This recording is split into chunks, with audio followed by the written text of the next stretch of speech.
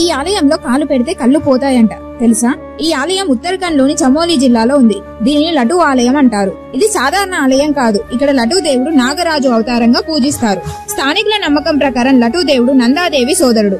ఆయన దగ్గర ఒక అమూల్యమైన రత్నం ఉంది. అదే చంద్రమణి. అది ప్రకాశిస్తుందని, ఆ కాంతి నేరుగా తగిలితే మనిషి అంధుడవుతాడని భక్తులకు ఒక గట్టి విశ్వాసం ఉంది. కానీ అక్కడ అత్యంత ఆశ్చర్యకరమైన విషయం ఏమిటంటే ఈ ఆలయం ఏడాదిలో కొన్ని ప్రత్యేక రోజులలో మాత్రమే తెరుచుకుంటుంది. అందులో ముఖ్యమైనది రాఖీ పౌర్ణమి. ఆ రోజు పూజ చేసే పూజారే గర్భగుడిలోకి వెళ్లగలరు. ఆయన కూడా కళ్ళకు గంతలు కట్టుకొని మాత్రమే లోపలికి వెళ్తారు. ఆ పూజారి లోపలికి వచ్చినట్టు గుడి లోపల ఉన్న దేవునికి తెలియకూడదని పూజారి లోపలికి వెళ్లే ముందు శరీరానికి గంధం పసుపు పూసుకుంటాడు. లోపలికి వెళ్లి 10 నిమిషాలలో పూజ ముగించుకొని బయటికి వస్తాడని చెప్తారు. స్థానికుల నమ్మకం ప్రకారం లడ్డూ దేవుడు స్వయంగా బద్రీనాథ్ స్వామి ద్వారపాలకుడు. నాగరాజు శక్తి, చంద్రమణి మహిమ, పూజారుల ఆచారాలు ఇవన్నీ కలిపి ఆలయాన్ని భారతదేశంలోని అత్యంత రహస్యమైన ఆలయాలలో ఒకటిగా నిలబెట్టాయి.